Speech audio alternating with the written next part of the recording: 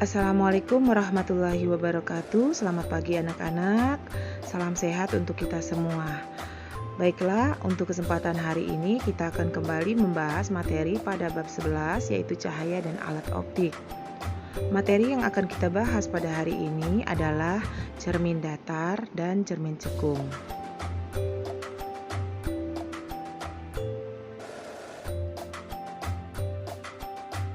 Anak-anak, berikut ini adalah tujuan pembelajaran untuk materi yang akan kita bahas. 1.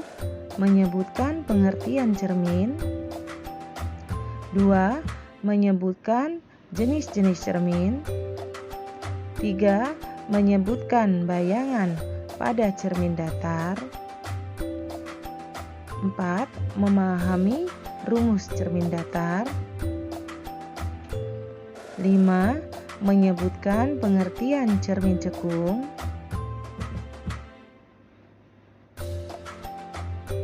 6. Memahami bayangan yang terbentuk pada cermin cekung.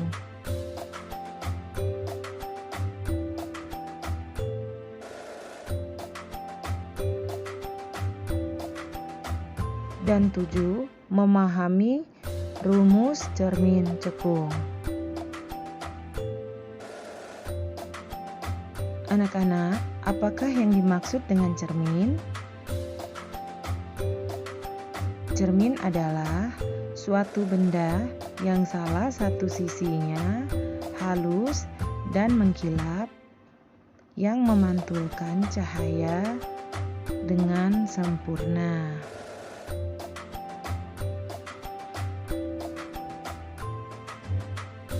Berikut ini adalah jenis-jenis cermin. 1. Cermin datar. 2. Cermin cekung.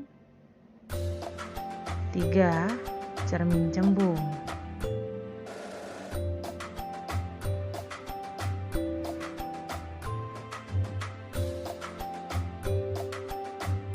Jenis cermin yang pertama yaitu cermin datar atau plain mirror. Adalah cermin yang permukaannya rata atau datar.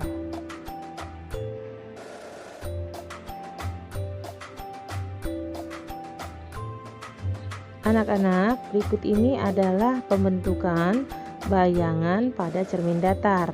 Perhatikan ilustrasi berikut ini.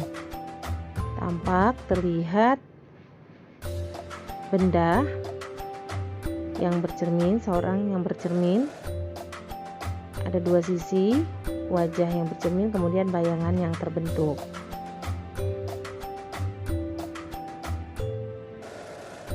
Pada cermin datar, itu membentuk bayangan yang bersifat maya.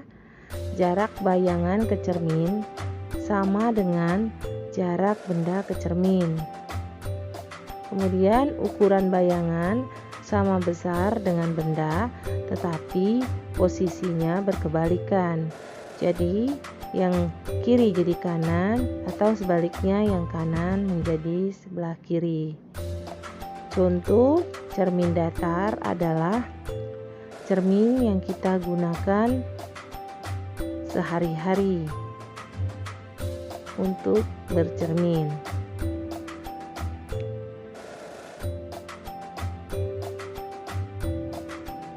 Berikutnya kita akan membahas rumus-rumus pada cermin datar. Rumus yang pertama yaitu rumus untuk menentukan jumlah bayangan benda apabila berhadapan dengan dua buah cermin yang membentuk suatu sudut.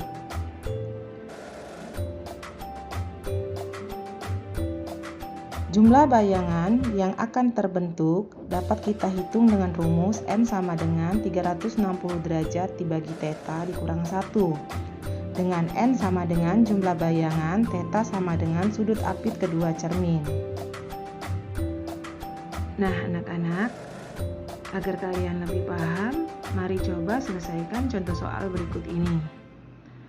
Sebuah benda terletak di depan dua buah cermin datar yang membentuk sudut 60 derajat. Tentukanlah jumlah bayangan yang terbentuk. Dari soal diketahui bahwa theta sama dengan 60 derajat, maka yang ditanya N sama dengan 360 derajat dibagi theta kurang 1, maka 360 derajat dibagi 60 derajat sama dengan 6 kurang 1, N sama dengan 5. Jadi anak-anak, jumlah bayangan yang terbentuk adalah 5 buah.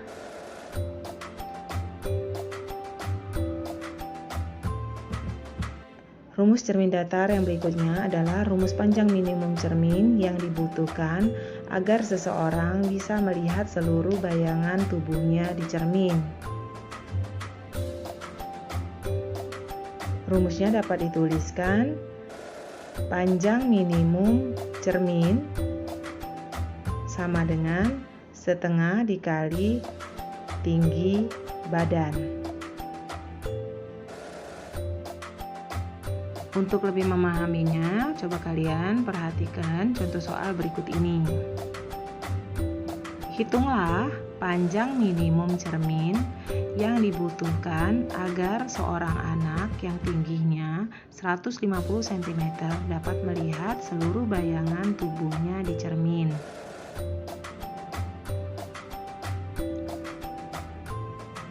Maka penyelesaiannya berdasarkan rumus yang kita bahas tadi, tinggi minimum cermin sama dengan 1/2 dikali tinggi badan sama dengan setengah dikali 150 sama dengan 75 cm. Jadi panjang minimum cermin yang dibutuhkan agar seorang anak yang tingginya 150 cm dapat melihat seluruh bayangan tubuhnya di cermin adalah 75 cm.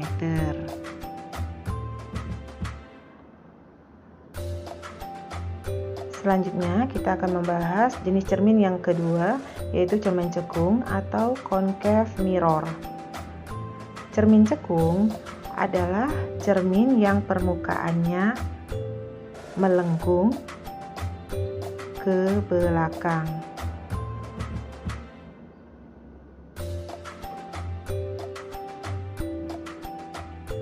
Ada beberapa unsur yang terdapat pada cermin cekung. Perhatikan gambar berikut ini.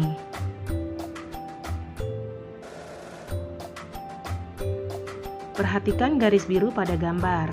Garis biru tersebut kita sebut sebagai sumbu utama.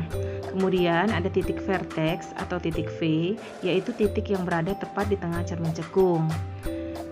Ada titik F atau titik fokus yang berada di tengah V dan M. Kemudian ada titik M yang merupakan titik pusat kelengkungan cermin, dan ada jari-jari R yang merupakan jarak antara titik M dan titik V. Berikut ini adalah beberapa sinar-sinar istimewa pada cermin cekung.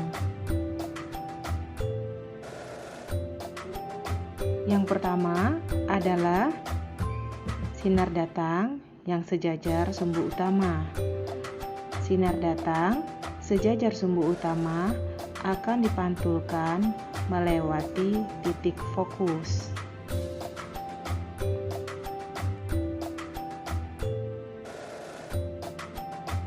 Sinar istimewa yang kedua yaitu sinar datang melalui titik fokus akan dipantulkan sejajar dengan sumbu utama.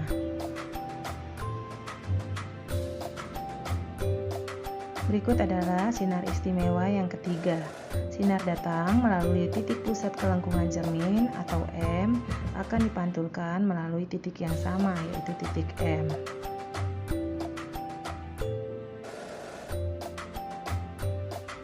Selanjutnya, berikut adalah pembentukan bayangan pada cermin cekung. Yang pertama, apabila benda berada di antara titik fokus dan titik vertex.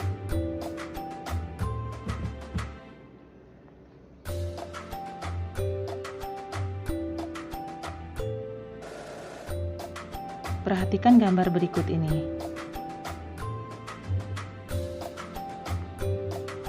Sinar datang yang sejajar dengan sumbu utama akan memantul melalui titik F, dan sinar datang yang melalui titik M akan dipantulkan melalui titik M juga. Jika kita tarik garis khayal yang merupakan perpanjangan dari sinar-sinar pantul, maka akan terbentuk perpotongan antara sinar-sinar pantul di belakang cermin, sehingga bayangan akan terbentuk di belakang cermin. Dan sifat bayangan yang terbentuk adalah maya atau semu karena terbentuk dari perpotongan sinar pantul yang diperpanjang, tegak, dan diperbesar. Selanjutnya adalah apabila benda berada tepat di titik fokus atau titik F. Perhatikan gambarnya.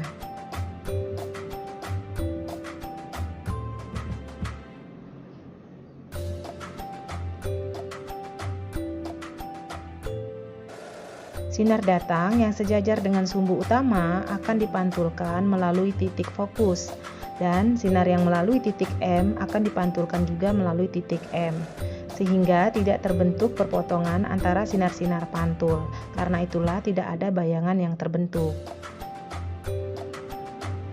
Yang ketiga adalah apabila benda berada di antara titik fokus dan titik pusat kelengkungan cermin, atau di antara titik F dan titik M. Perhatikan gambar sinar-sinar istimewanya.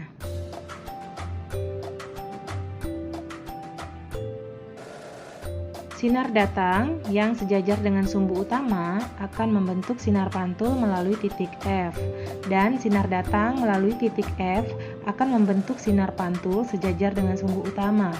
Bayangan terbentuk pada titik perpotongan sinar-sinar pantul, dan sifat bayangan yang terbentuk adalah nyata, terbalik, dan diperbesar. Berikutnya adalah apabila benda berada di titik pusat kelengkungan cermin atau di titik M. Mari perhatikan gambar sinar-sinar istimewanya. Sinar datang yang sejajar dengan sumbu utama memantul melalui titik F, dan sinar datang yang melalui titik F akan membentuk sinar pantul yang sejajar sumbu utama. Sifat bayangan yang terbentuk adalah nyata, terbalik, dan sama besar. Kemudian yang kelima adalah apabila benda berada di antara titik pusat kelengkungan cermin atau titik M dan tak terhingga. Perhatikan sinar-sinar istimewanya.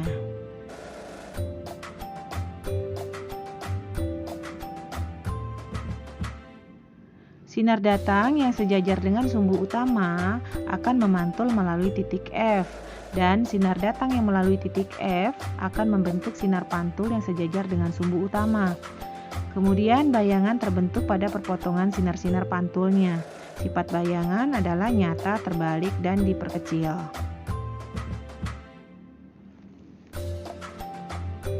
Selanjutnya, kita akan mempelajari pembagian ruang sesuai dengan dalil X-bab.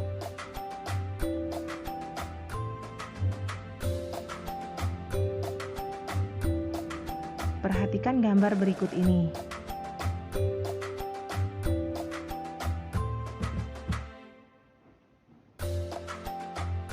Ruang yang ada di antara titik F dan titik V disebut ruang 1. Ruang yang ada di antara titik M dan titik F disebut ruang 2. Sedangkan ruang yang ada di depan titik M disebut ruang 3. Dan ruang yang ada di belakang cermin disebut ruang 4. Dalil X-bab yang pertama menyatakan bahwa nomor ruang benda jika ditambahkan dengan nomor ruang bayangan hasilnya harus 5. Jadi misalkan benda berada di ruang 3, maka bayangannya harus berada di ruang 2, karena jika dijumlahkan hasilnya harus 5.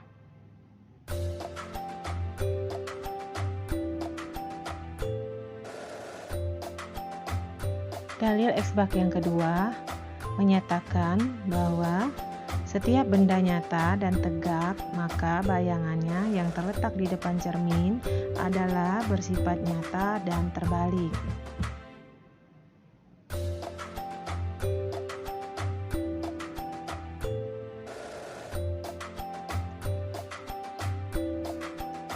X bak yang ketiga menyatakan setiap benda nyata dan tegak, maka bayangannya yang terletak di belakang cermin adalah bersifat maya dan tegak.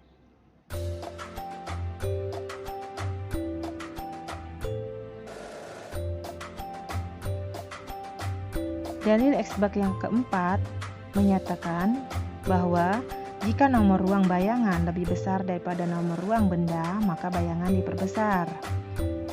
Misalnya, jika benda berada di ruang 1 dan bayangan di ruang 4, karena 4 lebih besar daripada 1, maka bayangan diperbesar.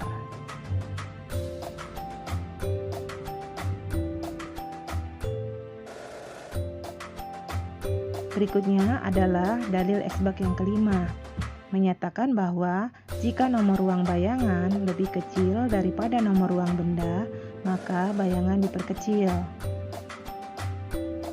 Misalnya, jika benda berada di ruang 3, maka bayangannya berada di ruang 2. Karena 2 lebih kecil daripada 3, maka bayangannya diperkecil.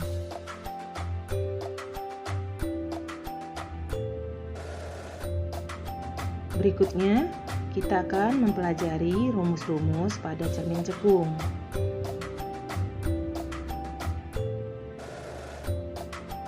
Rumus yang pertama adalah 1/F sama dengan 1/S ditambah 1/S aksen.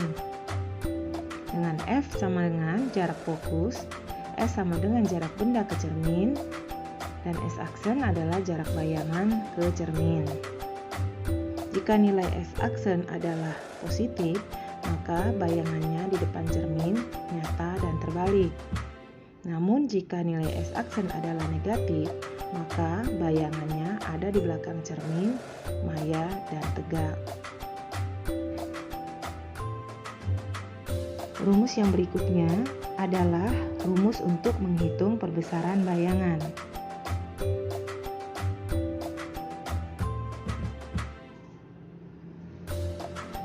M sama dengan nilai mutlak H aksen per H sama dengan nilai mutlak dari X aksen per S, di mana M sama dengan perbesaran bayangan, H sama dengan tinggi benda, H aksen sama dengan tinggi bayangan,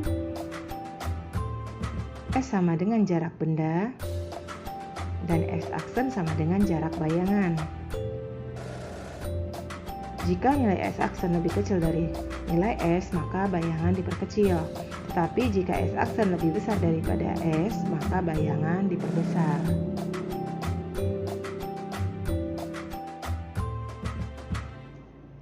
Supaya lebih paham, mari kita kerjakan contoh soal berikut ini.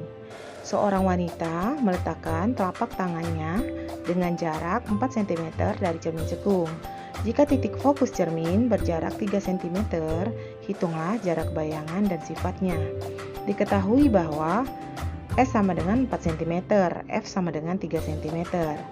Yang ditanya adalah S aksen dan sifat bayangan yang terbentuk. Untuk menjawabnya, seperti yang sudah kita pelajari, rumusnya adalah 1/F sama dengan 1/S ditambah 1/S aksen. Kita masukkan angka-angkanya, 1/3 sama dengan 1/4 ditambah 1/S aksen. Maka 1/S aksen sama dengan 1/3 dikurang 1/4.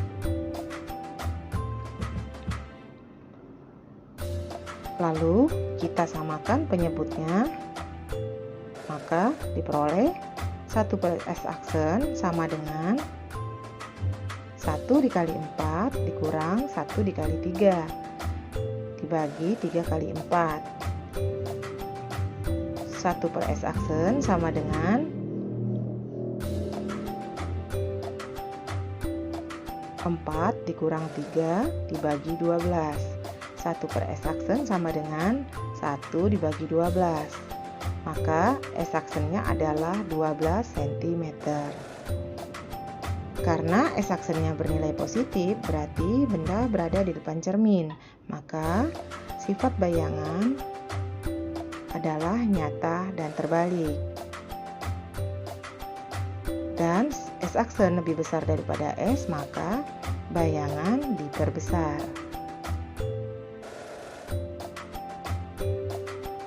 Selanjutnya, mari kita coba kerjakan contoh soal yang kedua. Ani berkaca di depan sebuah cermin cekung dengan jarak 10 cm. Jika jarak bayangan Ani di cermin adalah 20 cm, hitunglah perbesaran bayangan Ani di cermin. Yang diketahui adalah S sama dengan 10 cm, S aksen sama dengan 20 cm. Yang ditanya adalah M atau perbesaran bayangan. Untuk menjawabnya, kita gunakan rumus M sama dengan nilai mutlak S aksen dibagi S sama dengan 20 dibagi 10. Maka M sama dengan 2. Maka perbesaran bayangan Ani di cermin adalah 2 kali. Baiklah anak-anak, selesai sudah pembahasan materi kita untuk hari ini tentang cermin datar dan cermin cekung. Untuk tugas akan Ibu kirimkan melalui grup WA. Terima kasih atas perhatiannya. Ibu ucapkan wassalamualaikum warahmatullahi wabarakatuh.